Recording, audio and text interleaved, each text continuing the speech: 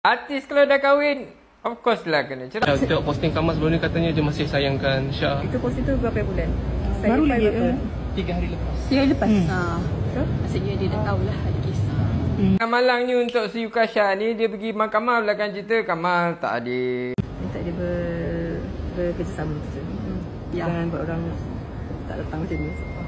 Saya pun ada kerja saya. Okey. Tu jumpa reporter tanya macam-macam, dia tak nak jawab.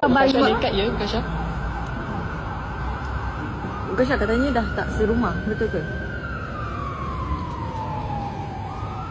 Syah okey ke sekarang keadaan Untuk sekarang macam mana? yang tu kalau ikutkan Yang tambah peliknya dekat IG story dia upload lah. Dia kata dia dan satu keluarga dah kena tipu. Kena tipu kan. Pasal apa? Dia kahwin sekian-sekian hari bulan masa malam. Yang tu lah yang keluar dekat sijil nikah dia. Tapi dekat kad dia tulis tarikh lain. Tapi tak adalah jauh sangat. Besok pagi je dalam sijil tulis malam. Benda macam tu boleh jadi isu kan?